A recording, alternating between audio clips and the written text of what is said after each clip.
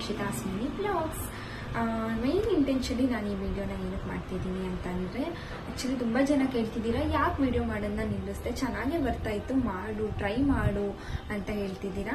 So actually ನಾನು ಅನ್ಕೋತಾ ಇದ್ದೀನಿ ಮಾಡಬೇಕು ಅಂತ. ಬಟ್ ನನಗೆ ಏನಾಗ್ತಾಯಿದೆ ಅಂತಂದರೆ, ಈ ಒಂದು ಲಾಸ್ಟ್ 2 ಮಂತ್ ಏನಿತ್ತು, ನವೆಂಬರ್ ಮತ್ತು ಡಿಸೆಂಬರ್ ಬಂದು ನಿಜವಾಗ್ಲೂ ವೆಡ್ಡಿಂಗ್ ಆರ್ಡರ್ಸ್ಗಳಿದ್ದರಿಂದ ನನಗೆ ವೀಡಿಯೋಗಳನ್ನ ಕಂಟಿನ್ಯೂಸ್ ಆಗಲ್ಲ, ಈವನ್ ಮಾಡ್ಕೊಳ್ಳೋದಕ್ಕೂ ನನಗೆ ಟೈಮ್ ಇರ್ತಾ ಇರಲಿಲ್ಲ. ಮನೇನ ಮ್ಯಾನೇಜ್ ಮಾಡ್ಕೊಂಡು ಪಾಪು, ಈವನ್ ಆರ್ಡರ್ಸು, ಅದಾದಮೇಲೆ ನನ್ನ ಸ್ವಲ್ಪ ಕೆಲಸಗಳು ಅದು ಇದು ಅಂತ ಇತ್ತು. ಹಾಗಾಗಿ ಕಂಪ್ಲೀಟ್ ವಿಡಿಯೋ ಮಾಡೋದನ್ನೇ ನಿಲ್ಲಿಸಿದ್ದೆ ನಾನು. ಬಟ್ ಇವಾಗ ಮತ್ತೆ ಮಾಡೋಣ ಅಂತ ಅಂದ್ಕೊಂಡಿದ್ದೀನಿ. ಅದಕ್ಕೆ ನಿಮ್ಮೆಲ್ಲರೂ ಸಪೋರ್ಟ್ ಖಂಡಿತವಾಗ್ಲೂ ಬೇಕು ನನಗೆ.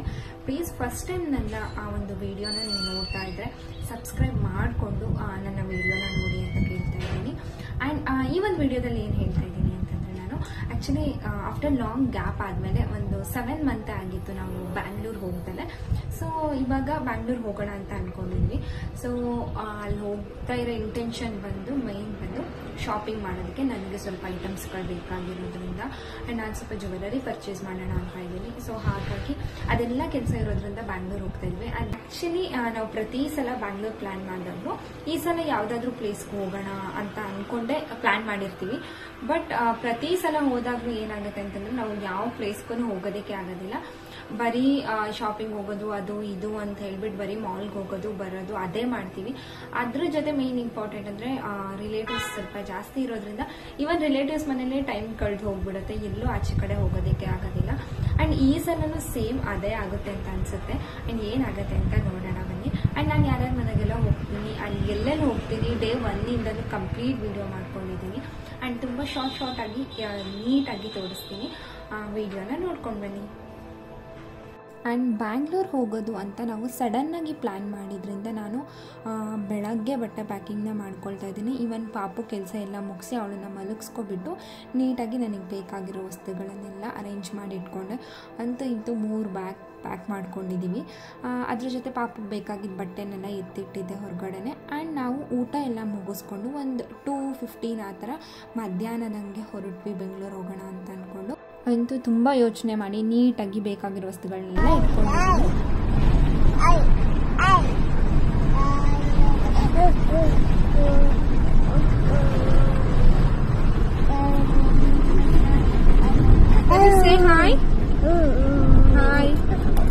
ಆ್ಯಂಡ್ ನಾವು ಇನ್ನೇನು ಹೇಳಬೇಕು ಅಂತಂದರೆ, ತುಂಬ ಬೇಗನೆ ರೀಚ್ ಆದ್ವಿ ಅಂತ ನನಗನ್ನಿಸ್ತು. ಆ್ಯಂಡ್ ಹೋಗ್ತಾ ಇದ್ದಂಗೆ ಇವಳಂತೂ ಒಂದು ಸ್ವಲ್ಪ ಹೊತ್ತು ನನ್ನ ಜೊತೆ ಇರೋದು, ಇನ್ನೊಂದು ಸ್ವಲ್ಪ ಹೊತ್ತು ಅವ್ರ ಅಪ್ಪನ ಜೊತೆ ಇರೋದು. ಈವನ್ ಡ್ರೈವಿಂಗ್ ಮಾಡೋದಕ್ಕೂ ಬಿಡ್ತಾ ಇರಲಿಲ್ಲ. ನಿದ್ದೆ ಒಂದು ಸ್ವಲ್ಪ ಹೊತ್ತು ಮಾಡಿದ್ಲು ಅಷ್ಟೇ, 1 ಅವರ್ ಅಷ್ಟೇ ನಿದ್ದೆ ಮಾಡಿದ್ದು. ಅದಾದಮೇಲೆ ಎದ್ಬಿಟ್ಟು ಆಚೆಯಿಂದ ಈಚೆಗೆ, ಈಚೆಯಿಂದ ಆಚೆಗೆ ಅದೇ ಥರ ಆಟ ಆಡೋದಕ್ಕೆ ಶುರು ಮಾಡಿದ್ಲು. ಸೊ ಫೈನಲಿ ನಾವು ನಿಯರ್ ಬೆಂಗಳೂರು ಹತ್ತಿರ ಹೋಗ್ತಾ ಇದ್ದೀವಿ ಅಂತ ಅಂದಂಗೆ ಕರೆಕ್ಟಾಗಿ ಗೊತ್ತಲ್ಲ ಬೆಂಗಳೂರು ಅಂತಂದರೆ. ಇವನ್ ಟ್ರಾಫಿಕ್ ಅಂತೂ ನಮಗೆ ಎಕ್ಸಾಕ್ಟ್ ನಾವು ಸಂಜೆ ಟೈಮಿಗೆ ಅಲ್ಲಿ ರೀಚ್ ಆಗಿದ್ದರಿಂದ ನಮಗೆ ಕರೆಕ್ಟಾಗಿ ಟ್ರಾಫಿಕ್ಕು ಸಿಕ್ತು. ಸೊ ಒಂದು ಕಡೆ ಮಾತ್ರ ಒಂದು 1/2 ಅವರೇ ವೆಯ್ಟ್ ಮಾಡಿದ್ವಿ, ಯಾರೋ ಮಿನಿಸ್ಟರ್ ಬರೋದಿತ್ತು ಅಂತ ಹೇಳ್ಬಿಟ್ಟು. ಇವಳಂತೂ ಅಳೋದಕ್ಕೆ ಶುರು ಮಾಡಿಕೊಂಡ್ಲು, ಕೂರ್ತಾ ಇರಲಿಲ್ಲ, ನಿಲ್ಲಿಸ್ಕೋತಾ ಇರಲಿಲ್ಲ, ಅಷ್ಟು ಇರಿಟೇಟ್ ಮಾಡಿದ್ಲು. ಮಕ್ಕಳನ್ನ ಕರ್ಕೊಂಡು ನಿಜ ಹೊರಗಡೆ ಹೋಗ್ತೀವಿ ಅನ್ನೋದು ಸುಳ್ಳು. ನನಗಂತೂ ಅವಳನ್ನ ಎಲ್ಲಿ ಕರ್ಕೊಂಡು ಹೋದ್ರೂ ನನಗೆ ಹಿಂಸೆ ಅಂತಲೇ ಅನಿಸುತ್ತೆ. ಸೊ ಫೈನಲಿ ಇನ್ನೇನು ಟ್ರಾಫಿಕ್ನ ಮುಗಿಸ್ಕೊಂಡು ನಾವು ನಿಯರ್ ನಮ್ಮ ಮನೆ ಹತ್ರನೇ ಬಂದ್ವಿ. ಆ್ಯಂಡ್ ನಮ್ಮ ಮನೆ ಇರೋದು ಯೂನಿವರ್ಸಿಟಿ ಹತ್ರ ನಿಯರು. ಇಲ್ಲಿ ನಾನು ನಮ್ಮ ಮನೆಯ ಒಂದು ಚಿಕ್ಕ ಒಂದು ಫೋಟೋನ ಪೋಸ್ಟ್ ಮಾಡ್ತೀನಿ, ನೋಡಿ ಹೇಗಿದೆ ಅಂತ. ಹೋಗ್ತಾ ಇದ್ದಂಗೂ ನಮ್ಮ ಅತ್ತಿಗೆ ಹಸ್ಬೆಂಡು ಕರೆಕ್ಟಾಗಿ ಅವರು ಆಚೆಯಿಂದ ಬಂದರು. ಸೊ ಅವ್ರು ಮಾತಾಡಿಸ್ತಾ ಇದ್ರು ರೀಚ್ ಆಗ್ತಾ ಇದ್ದಂಗೆ. ಆ್ಯಂಡ್ ಒಳಗೆ ಹೋದ ತಕ್ಷಣವೇ ನಮ್ಮ ಅತ್ತಿಗೆ ಆರತಿ ಮಾಡಿ ಒಳಗೆ ಕರ್ಕೊಂಡ್ರು. ಅಂದರೆ ಇದು ನಾವು ಸೆಕೆಂಡ್ ಟೈಮ್ ಹೋಗ್ತಾ ಇರೋದು ಪಾಪು ಆದಮೇಲೆ. ಸೊ ಫಸ್ಟ್ ಸಲನೂ ಆರತಿ ಮಾಡಿದರು, ಸೆಕೆಂಡ್ ಟೈಮೂ ಮಾಡಿ ಕರ್ಕೊಂಡ್ರು. ಆ್ಯಂಡ್ ಹೊರಗಡೆಯಿಂದ ಬಂದಿದ್ದರಿಂದ. ಸೊ ಅದಾದಮೇಲೆ ನಾವು ಫಸ್ಟು ಹೋದ ತಕ್ಷಣ ನನಗಂತೂ ಹೊರಗಡೆ ಎಲ್ಲೇ ಹೋಗಿ ಬಂದರೆ ಫಸ್ಟು ಫ್ರೆಶ್ ಅಪ್ ಆಗಿಬಿಡಬೇಕು. ಡ್ರೆಸ್ ಚೇಂಜ್ ಮಾಡಿ ಫಸ್ಟು ಕುಡ್ದಿದ್ದೆ ಕಾಫಿ ಕುಡ್ದಾದ್ಮೇಲೆ ಪಾಪು ಸ್ವಲ್ಪ ಹೊತ್ತು ಆಟ ಆಡೋದಕ್ಕೆ ಶುರು ಮಾಡಿದ್ಲು. ನಾನು ಚಾಕ್ಲೇಟ್ ಡಬ್ಬ ಇಟ್ಕೊಂಡು ಅದನ್ನಂತೂ ತಿನ್ನಬೇಕು ಅಂತ ಸಿಕ್ಕಾಪಟ್ಟೆ ಇದು ಮಾಡ್ತಾಯಿದ್ಲು. ಸೊ ಅದಾದಮೇಲೆ ನಾನು ಫಸ್ಟೇ ಹೇಳಿದೆ ಬೆಂಗಳೂರು ಹೋದ ತಕ್ಷಣ ಬೇಲ್ಪುರಿ ತಿನ್ನಬೇಕು ಅಂತ. ಇದಂತೂ ಸಿಕ್ಕಾಪಟ್ಟೆ ಚೆನ್ನಾಗಿರುತ್ತೆ, ನನಗಂತೂ ತುಂಬ ಇಷ್ಟ ಆಗಿತ್ತು. ಹಾಗಾಗಿ ಹೋದ ತಕ್ಷಣವೇ ತಿಂದೆ. ಅದಾದಮೇಲೆ ನಾಳೆ ಒಂದು ನಾನು ಮಾಸ್ಟರ್ ಕ್ಲಾಸ್ ತೊಗೊಂಡಿದ್ದೆ ಮೇಕಪ್ಪಿಂದು. ಸೊ ಹಾಗಾಗಿ ಅದು ಇದ್ದಿದ್ದರಿಂದ ನನಗೆ ಡ್ರೆಸ್ ಆಲ್ಟರ್ ಮಾಡ್ಕೊಳ್ಳೋದಿತ್ತು ನಾಳೆ ಹಾಕ್ಕೊಂಡು ಹೋಗೋದಕ್ಕೆ. ಸೊ ಹಾಗಾಗಿ ಡ್ರೆಸ್ನ ಆಲ್ಟ್ರ್ ಮಾಡ್ಕೊಂಡಿದ್ದು ಬೆಳಗ್ಗೆ ಮಾಡ್ಕೊತೀನಿ. ಇವತ್ತು ಟ್ರಾವೆಲ್ ಮಾಡಿರೋದ್ರಿಂದ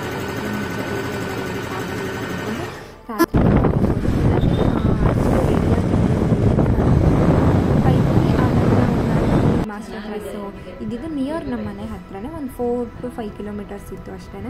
ಸೊ ಹೋಗಿ ನೀಟಾಗಿ ಕ್ಲಾಸ್ ಅಟೆಂಡ್ ಮಾಡಿ ಈವೆಂಟ್ ಸರ್ಟಿಫಿಕೇಟ್ ಎಲ್ಲ ಇಸ್ಕೊಂಡು ನಾನು ಒಂದು ಸ್ವಲ್ಪ ವೀಡಿಯೋ ಕ್ಲಿಪ್ಸ್ನ ತೊಗೊಂಡೆ. ಆ್ಯಂಡ್ ನನಗಿದ್ದಿದ್ದ ಡೌಟ್ಸ್ನ ಕಂಪ್ಲೀಟಾಗಿ ಕ್ಲಿಯರ್ ಮಾಡಿಕೊಟ್ರು ಅವರು. ಆ್ಯಂಡ್ ನನಗೆ ನಾನು ಪೇ ಮಾಡಿದ ಅಮೌಂಟ್ಗೆ ತುಂಬ ವರ್ತ್ ಅಂತ ಅನ್ನಿಸ್ತು. ಸೊ ಇದೆ ಮ್ಯಾಮ್ ಹತ್ರ ತೊಗೊಂಡಿದ್ದು ನಾನು. ಅದಾದಮೇಲೆ ಕ್ಲಾಸ್ ತೊಗೊಂಡು ಕ್ಲಾಸ್ನ ಮುಗಿಸ್ಕೊಂಡು ಸೀದಾ ಮನೆಗೆ ಬಂದು ರೆಸ್ಟ್ ಮಾಡಿದೆ. ಆ್ಯಂಡ್ ಅದೇ ದಿನ ಮತ್ತೆ ಸಂಜೆ ಎಲ್ಲರೂ ಸೇರಿ ಗೋಪಾಲನ್ ಮಾಲ್ಗೆ ಹೋದ್ವಿ. ಆ್ಯಂಡ್ ಗೋಪಾಲನ್ ಮಾಲ್ ಬಂದು ನಮ್ಮನೆ ನಿಯರೇ ಇರೋದು ಇದೂ. ಸೊ ಹಾಗಾಗಿ ಆ್ಯಕ್ಚುಲಿ ಹೋಗಿದ್ದು ನಾವು ಅಲ್ಲಿ ಇದ್ದಿದ್ದು ಒಂದು 8 ಡೇಸಲ್ಲಿ ಒಂದು 3 ಡೇಸ್ ಆ್ಯಕ್ಚುಲಿ ಇದೇ ಮಾಲ್ಗೆ ಹೋಗಿದ್ವಿ ನಾವು. ಅದಾದಮೇಲೆ ಅಲ್ಲಿ ಹೋದ್ಮೇಲೆ ನಾನೇನು ನೋಡ್ತೀನಿ ಅದನ್ನೆಲ್ಲ ನಮ್ಮ ಪಾಪು ಟ್ರಯಲ್ ನೋಡ್ತಾ ಇದ್ಲು. ಸೊ ಅವಳಿಗೂ ಸ್ಲಿಪ್ಪರ್ ಹಾಕಿಸ್ಕೊಂಡು ನಿಂತ್ಕೊಂಡು ನಾವು ಆಚೆ ಈಚೆ ಅದು ಇದು ಅಂತ ನೋಡ್ತಾ ನಿಂತಿದ್ದೆ. ಯಾಕಂತಂದರೆ ಅವಳಿಗೇನಾದರೂ ಕೊಡಲಿಲ್ಲ ಅಂದರೆ ಅವಳು ಇನ್ನು ನನ್ನ ಬಿಟ್ಟು ಕೆಳಗಡೆ ಇಳಿಯೋದೇ ಇಲ್ಲ, ಹಂಗೆ ಮಾಡ್ತಾಳೆ. ಸೊ ಹಾಗಾಗಿ ಅವಳನ್ನೇ ನಮ್ಮ ಅದಕ್ಕೆ ಮಗ ನೋಡ್ಕೊಳ್ತಾಯಿದ್ರು, ಅದಕ್ಕೇನೂ ನೋಡ್ಕೊಳ್ತಾಯಿದ್ರು. ಸೊ ನಾನು ಆರಾಮಾಗಿ ನನಗೆ ಏನೇನು ಬೇಕು ವಸ್ತುಗಳನ್ನೆಲ್ಲ ತೊಗೊಂಡೆ.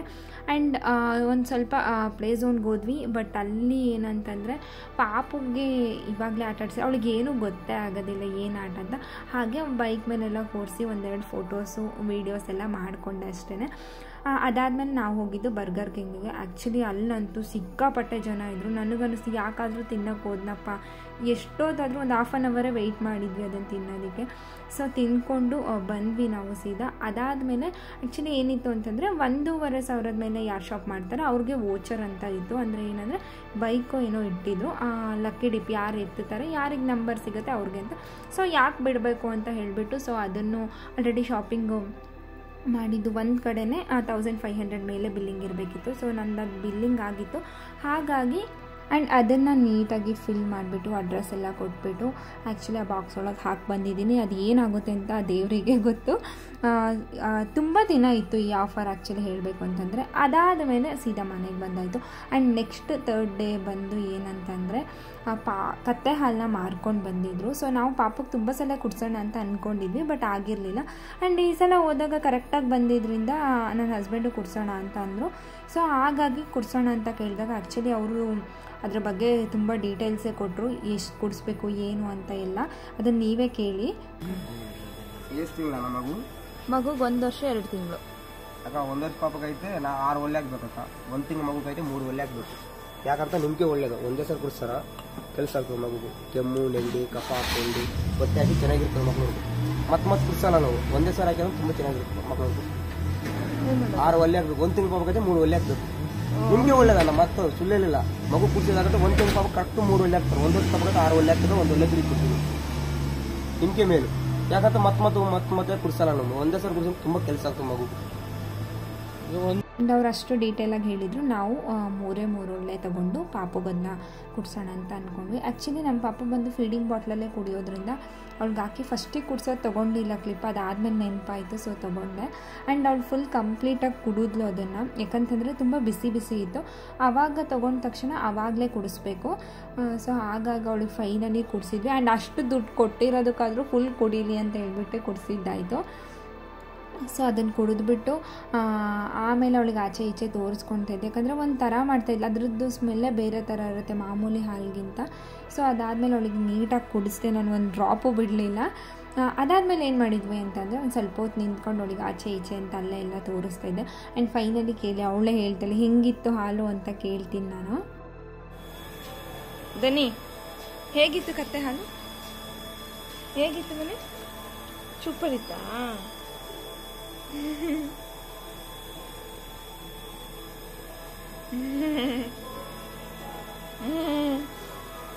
ಹೆಂಗಿತ್ತು ಕತ್ತೆ ಹಾಲು? ಹೆಂಗಿತ್ತು ಕತ್ತೆ ಹಾಲು? ಲಾಲಾ ಹೆಂಗಿತ್ತು? ಲಾಲಾ ಈವನ್ ನಾನು ಇನ್ನೂ ಫ್ರೆಶ್ ಅಪ್ ಸಹ ಆಗಿರಲಿಲ್ಲ. ಹಾಗೆ ಕುಡಿಸಿ ಅವಳನ್ನ ಕರ್ಕೊಂಡು ಮನೆಗೆ ಹೋಗ್ಬಿಟ್ಟು ಅದಾದಮೇಲೆ ನಾವು ಟಿಫನ್ ಎಲ್ಲ ತಿಂದ್ಕೊಂಡು ಇದು ನನ್ನ 4th ಡೇ ಅಂತ ಹೇಳ್ಬೋದು. ಇವತ್ತು ನಾವು ಹೋಗಿದ್ದು ಚಿಕ್ಕಪೇಟೆಗೆ. ಸೊ ಚಿಕ್ಕಪೇಟೆಯಲ್ಲೇ ಸ್ವಲ್ಪ ಶಾಪಿಂಗ್ ಮಾಡೋಣ ಅಂತ ಹೋಗಿದ್ದೆ. ಆ್ಯಂಡ್ ಅಲ್ಲಿ ಎಲ್ಲ ಕಡೆ ನಿಜ ವೀಡಿಯೋ ಮಾಡ್ಕೊಳ್ಳೋದಕ್ಕಲ್ಲ, ಫೋನ್ ತೆಗಿಯೋದಕ್ಕೂ ಅವ್ರು ಬಿಡೋಲ್ಲ. ನೀವು ಬೇಗ ನಿಮಗೇನು ವಸ್ತು ಬೇಕೋ ಅದನ್ನು ನೋಡ್ಕೊಳ್ಳಿ ತೊಗೊಳ್ಳಿ ಅಂತ ಹೇಳ್ತಾರೆ. ಆ್ಯಂಡ್ ವೀಡಿಯೋ ಕಾಲ್ ಮಾಡ್ತೀವಿ ಅಂತಂದ್ರೂ ಮೇಡಮ್ ವೀಡಿಯೋ ಕಾಲ್ ಅಂತಂದರೆ ಅದೆಲ್ಲ ತುಂಬ ಹೊತ್ತಾಗುತ್ತೆ ಮೇಡಮ್, ನೀವು ನೋಡಿ ಏನು ಬೇಕೋ ಅದನ್ನು ತೊಗೊಳ್ಳಿ ನಿಜ. ಯಾಕಂದರೆ ಅವರಿಗೆ ನಮ್ಮ ಥರದ ಕಸ್ಟಮರ್ಸ್ ಸಿಕ್ಕಾಪಟ್ಟೆ ಜನ ಬರ್ತಿರೋದ್ರಿಂದ ಅವ್ರಿಗೂ ಸಾಕಾಗೋಗಿರುತ್ತೆ. ಆ್ಯಂಡ್ ನಾನು ಮೇಯ್ನ್ ಹೋಗಿದ್ದೇನಕ್ಕೆ ಅಂದರೆ ಜ್ಯುವೆಲರಿ ಶಾಪಿಂಗ್ ಮಾಡೋಣ ಅಂತ ಹೇಳಿಬಿಟ್ಟು. ನಿಮ್ಗೇನಾದರೂ ಶಾಪ್ ನೇಮ್ ಬೇಕು ಅಥವಾ ಎಲ್ಲಿ ತೊಗೊಂಡ್ರಿ ಅಂತ ಏನಾದರೂ ಇದ್ದರೆ ಕಮೆಂಟ್ ಮಾಡಿ, ಖಂಡಿತ ನಾನು ಯಾವ ಶಾಪಲ್ಲಿ ತೊಗೊಂಡಿದ್ದು ಅಂತ ಮೆನ್ಷನ್ ಮಾಡ್ತೀನಿ. ಸೊ ನಾನು ಹೋಗ್ಬಿಟ್ಟು ಈ ಶಾಪಲ್ಲಿ ಆಲ್ಮೋಸ್ಟ್ ಇಲ್ಲೇ ಶಾಪ್ ಮಾಡಿದ್ದು ನಾನು. ಫಸ್ಟ್ ಅದಕ್ಕೂ ಮುಂಚೆ ಒಂದು 6 to 7 ಶಾಪ್ ವಿಸಿಟ್ ಮಾಡಿದೆ, ಬಟ್ ನಂಗೆ ಅಲ್ಲಿಗಿಂತ ಇಲ್ಲಿ ಇಷ್ಟ ಆಯಿತು, ಸೊ ಅಲ್ಲಿ ಪರ್ಚೇಸ್ ಮಾಡಿದೆ. ಅದಾದಮೇಲೆ ಬರ್ತಾ ನನಗೆ ಕಾಣಿಸಿದ್ದು ಪನ್ನೇರಳೆ ಹಣ್ಣು. ಇದಂತೂ ನನಗೆ ಮೋಸ್ಟ್ ಫೇವ್ರೇಟ್ ಅಂತ ಹೇಳ್ಬೋದು. ನನಗೆ ಆಲ್ಮೋಸ್ಟ್ ಎಲ್ಲ ಫ್ರೂಟ್ಸ್ಗಳು ಸಿಕ್ಕಾಪಟ್ಟೆ ಇಷ್ಟ.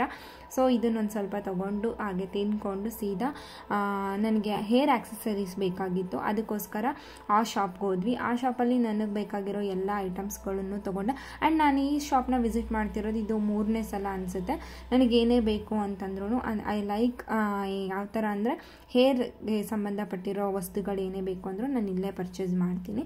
ಸೊ ಸ್ವಲ್ಪ ಹೋಲ್ಸೇಲಲ್ಲಿ ನಮಗೆ ಅಂದರೆ ನಾವು ತುಂಬ ಕ್ವಾಂಟಿಟಿಯಲ್ಲಿ ತೊಗೊಳ್ಳೋದ್ರಿಂದ ನಮಗೆ ಸ್ವಲ್ಪ ಅಫೋರ್ಡಬಲ್ ರೇಂಜಲ್ಲಿ ಹಾಕಿ ಕೊಡ್ತಾರೆ ಬಿಲ್ಲಿಂಗು. ಸೊ ಹಾಗಾಗಿ ಈ ಶಾಪಲ್ಲಿ ಹೋಗಿ ಸ್ವಲ್ಪ ಪರ್ಚೇಸ್ ಮಾಡಿದೆ. ಆ್ಯಂಡ್ ಈ ಶಾಪು ಯಾವುದು ಅಂತ ಬೇಕು ಅಂತಂದರೆ ಕಮೆಂಟ್ ಮಾಡಿ, ಖಂಡಿತ ಹೇಳ್ತೀನಿ ಯಾವ ಶಾಪ್ ಅಂತ. ಅದನ್ನೆಲ್ಲ ಶಾಪಿಂಗ್ ಮಾಡಿಕೊಂಡು ಆ್ಯಕ್ಚುಲಿ ಸಂಜೆ ಒಂದು 5 o'clock ಆಗೋಗಿತ್ತು ನಾವು ಈವನ್ ಚಿಕ್ಕಪೇಟೆ ಬಿಡಬೇಕಾದ್ರೆ. ಸೊ ಅಲ್ಲಿಂದ ನಮ್ಮ ಮನೆಗೆ ಬರಬೇಕಾದ್ರೆ 1 hour ತೊಗೊಂತು, ಯಾಕಂತಂದರೆ ಎಕ್ಸಾಕ್ಟ್ ಟ್ರಾಫಿಕ್ ಟೈಮಲ್ಲೇ ನಾವು ಚಿಕ್ಕಪೇಟೆ ಬಿಟ್ಟಿದ್ದು. ಸೊ ಟ್ರಾಫಿಕ್ನ ಮುಗಿಸ್ಕೊಂಡು ಸೀದಾ ಮನೆಗೆ ಹೋದ್ವಿ. ಆ್ಯಂಡ್ ಮನೆಗೆ ಹೋದ್ಮೇಲೆ ನಮಗೆ ಒಬ್ಬರು ರಿಲೇಟಿವ್ ಮನೆಗೆ ಹೋಗೋದಿತ್ತು. ಸೊ ಅಲ್ಲೋಗಿ ಪಾಪನ್ನ ಫ್ರೆಶ್ ಅಪ್ ಮಾಡಿಸಿ ಅವಳನ್ನ ಕರ್ಕೊಂಡ್ಬಿಟ್ಟು ಸೀದಾ ನಮ್ಮ ಅತ್ತೆ ಇದ್ದಾರಲ್ಲ, ಅಂದರೆ ನನ್ನ ಹಸ್ಬೆಂಡ್ ಅಮ್ಮ ಇದ್ದಾರಲ್ಲ, ಅವ್ರ ತಂಗಿ ಮನೆಗೆ ಕರೆದಿದ್ರು ನಮ್ಮನ್ನು.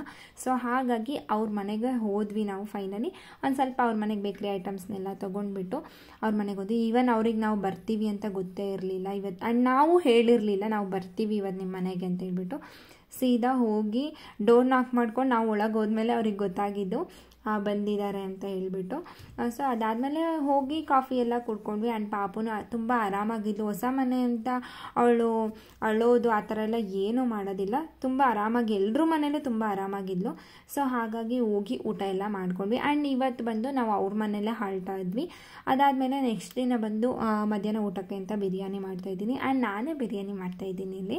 ಆ್ಯಕ್ಚುಲಿ ನನಗೆ ಆಲ್ಮೋಸ್ಟ್ ನಾನ್ ವೆಜ್ ಅಡುಗೆ ಅಷ್ಟೊಂದು ಇಷ್ಟ ಆಗೋದಿಲ್ಲ, ಬಟ್ ಇಲ್ಲ ಅದಕ್ಕೆ ನಾನು ತಿನ್ನಲ್ಲ ಅಂತ ನೀನೇ ಮಾಡು ಅಂತ ಬಿಟ್ಟಿದ್ರು. ಸೊ ಹಾಗಾಗಿ ನನ್ನ ವಿಡಿಯೋ ನೋಡಿಕೊಂಡು ನಾನೇ ಮಾಡಿದ್ದೀನಿ. ಆ್ಯಂಡ್ ನಾನು ಆಲ್ರೆಡಿ ಈ ಥರ ಹೇಗೆ ಬಿರಿಯಾನಿ ಮಾಡೋದು ಅಂತ ಆಲ್ರೆಡಿ ಪೋಸ್ಟ್ ಮಾಡಿದ್ದೀನಿ, ಬೇಕು ಅಂದರೆ ಒಂದು ಸಲ ಚೆಕ್ ಮಾಡಿಕೊಡಿ. ಆ್ಯಂಡ್ ತುಂಬ ಚೆನ್ನಾಗಿರುತ್ತೆ ಈ ಥರ ಬಿರಿಯಾನಿನ ಟ್ರೈ ಮಾಡಿದರೆ. ಸೊ ಅದನ್ನು ತಿಂದ್ಕೊಂಡು ಒಳ್ಳೆ ಊಟನ ಮುಗಿಸ್ಕೊಂಡು ಒಂದು ಫೋಟೋ ಕ್ಲಿಪ್ಸ್ನ ತಗೊಂಡು ಅವ್ರ ಮನೆಯಿಂದ ಮಧ್ಯಾಹ್ನ ಸೀದಾ ಹೊರಟ್ವಿ ನಾವು.